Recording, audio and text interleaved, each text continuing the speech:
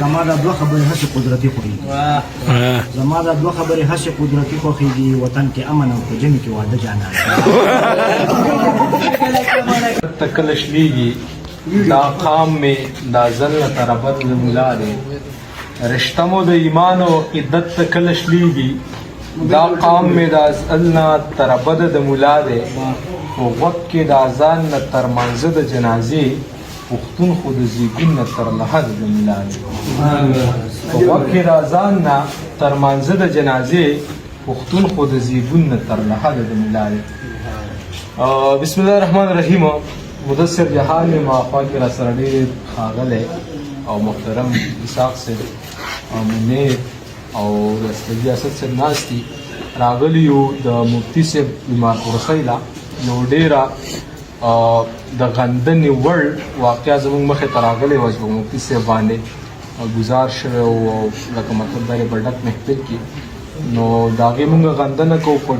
سختو ټکو کې ځکه چې علما اوورال د پاکستان علما چې کوم دي نو هغوی ته ډېر میلاو دي او د حکومت په طرفه هغوی ته ویلی شوي چې تاسو خیال کوئ خپله سیکیورټي خیال وساتئ دا مطلب دا دی چې اوورال ټول علماو ته داسې مشکلات مخې ته دي نو موږ غواړو چې یاره زموږ علما دې محفوظ وي زموږ دین دې محفوظ وي زموږ دا ژبه دې محفوظه وي نو د هغې غندنه کوو په سختو ټکو او د مفتي صاحب بیمارپرسي کوو نو الله دې وکړي چې مخې ته داسې نور واقعات نه راځي نو دغه دوه شعره چې کوم زموږ د علمای حق دي د هغوی په فیور کې ما تاسو ته ډالۍ کړو د صادق صاحب شعرونه نو ریاست صاحب ته خاص کوم چې هغه دوه درې شعرونه خیر دی د دې موضوع نه هټ دی د خپلې خوښې دی زموږ سره شریک کړي ریاست صاحب بسم الله الرحمن الرحیم ډېره زیاته مننه او الحمدلله ثم الحمدلله کې مفتي صاحب الله پاک بچ کو لکه موږ د راځي بیا موږ سره ناست دی په ډېر زیات خوشحاله یو زه به یو نظم ووایم او لیکلی چې زور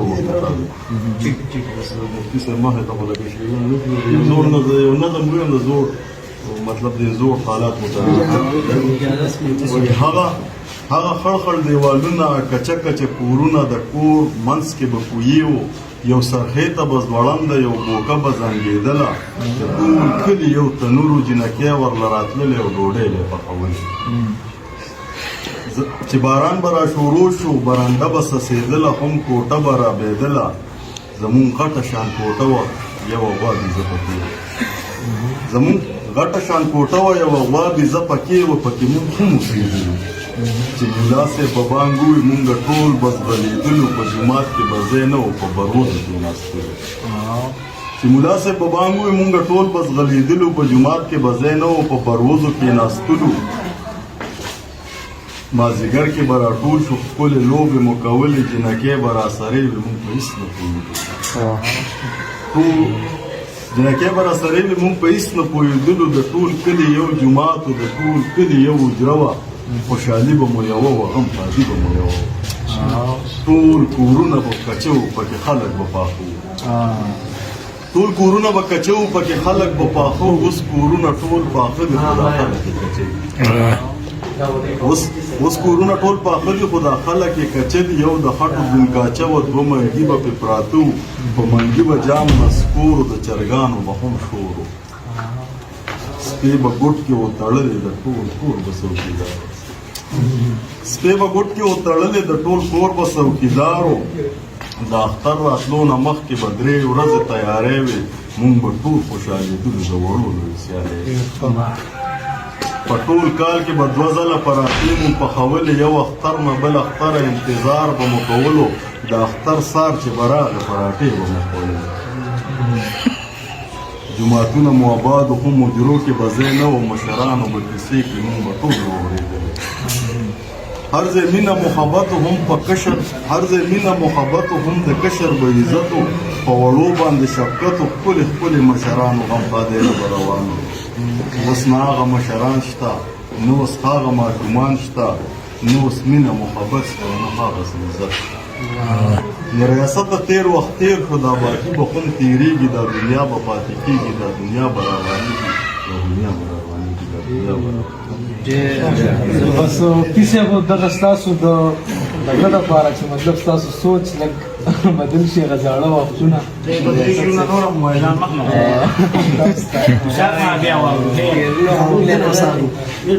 دنه مشوره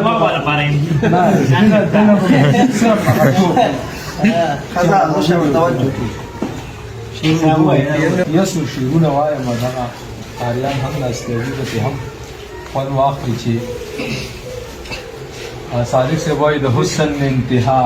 د مینې زور د محمد د حسن انتها د مینې زور د محمد د زړونو په دنیا باندې راخور د محمد صادق دا مقام د بل انسان په نصیب چرته ته ګوره لور په لور او کور په کور د محمد سپوږمۍ ښایسته ده خو د لمر رڼا ته چرته رسي سپوږمۍ ښایسته ده خو د لمر رڼا ته چرته رسي مطلب مې دا دی ښایستونه تا ته چرته رسي سپوږمۍ ښایسته ده خو د لمر رڼا ته چرته رسي مطلب مې دا دی ښایستونه تا ته چرته رسي ستا د سپوږمۍ او د ګلاب سره تشبیه نه کوو ستا د سپوږمۍ او د ګلاب سره تشبیه نه کوو دا ښایستونه ستا د مښکلا ته چرته رسي ستا په درود باندې نه داسې روښانه ساتم ستا په درود باندې سینه داسې روښانه ساتم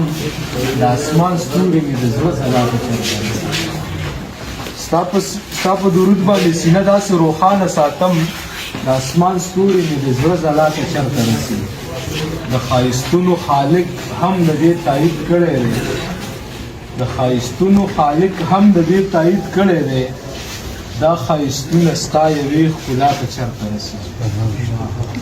د ښایستونو خالق هم د دې تایید کړی دی دا ښایستونه ستا یوې ښکلا ته چرته رسي او سپوږمۍ ښایسته ده خو د لمر رڼا ته چرته رسي او مطلب مې دا دی ښایستونه تا ته چرته رسي ډېر زیاته مننه الله پاک دې مفتي صاحب د صحت او زمونږ د راتلو مقصد دغه و چې یاره د یوسف علیه السلام هغه واقعه راګڼلي چې الله پاک چې چېرته هلته دې وپوښتي چې یاره داسې زما یو حق پرسته مدد شوی و ستاسو څه وته زمونږ دغه وس و چون مالوس دي چې قبول کړي شعر باندې دا خبر راټوله کړو شي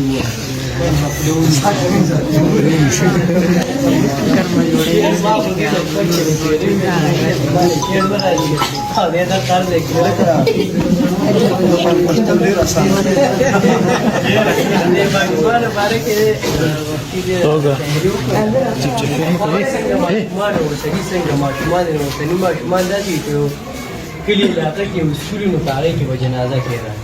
نو چې کله به غم وشو نو هغه سکول به چوټي شوه ځکه جنازې ټیم به اکثر 11 بجې کې ښودور و ماشومان یو پیره پرله پسې 2 مشران وفات شو یو نن ورځ او یو سبا ماشومان 2 ورځې وه چې 2 ماشومان په لار روان وي چې کتلي نو باباګان دې خفه کېږي نه نو یو باباجي روان و ډېر زیات بس کمزوری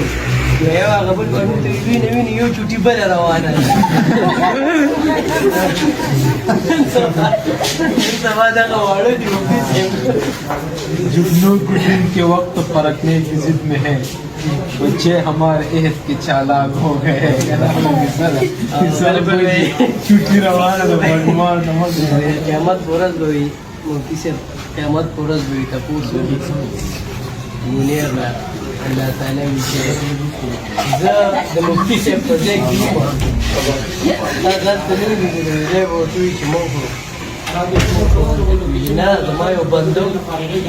تا کال ته تپوس لیدلی وې د هغه د کلي کار اعلان کې لیدلی باندې کتاب یې اخیست کړی نو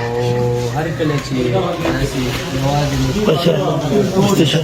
څومره چې مسلمانان دي خپلو کې رشته دارو کې یو موږ ورته خبروي د هغوی تپوس د هغوی تربیت د هغوی له مینه محبت سیوا کېږي او مفتي صاحب خو ماشاءالله کام سترګه ټول خلک دي دلته خبره چې دي چې کله کوم بیان کوي کومه خبرې کوي کومه اترې کوي نو معاشرې دپاره پکې لازمي یو ټوټ میسج یو غټ پیغام پکې پروت وي او بل اکثر زه وایم په معاشره کې هر سړی ځان ته استاد وي هر سړی پوهه لري خو نن سبا حق وینا کوي یا په منبر باندې حق ویل یا د چا بت نیول ګران کار دا دی دا موږ نشو کولی الحمدلله مفتي صاحب چې کوم دی د په حق وینا باندې د حق په لاره باندې او بل چې کوم دغه شوی دی نو د جان صاحب خبره مونږ ډېر په سختو ټکو کې وایي د مذمت کوو او هر ځای کې چې کوم ځای کې مفتي صاحب بیا هم درته وایم چې چېرته هم ځئ کوشش کوئ بچکولې والا خو دوی ذات کې الله دی ډېر زیات دغه کوئ لکه خپل چې کوم دی کیر کوئ خپل حفاظت خپله کوئ ملګري یاران دوستان ورته ځئ مور بېبي دوی هغه تاسو کارونه کوي امان به راکوئ که نه پروګرام نو ان شاء الله بیا دلته راځي او مفتي صاحب خلک اکثر دعا کوي لاس کې کنه واده ذکر کوي دا غي مطابق به په اخرنه شی وي نه دا کوم غواړم چې نه مستوي شي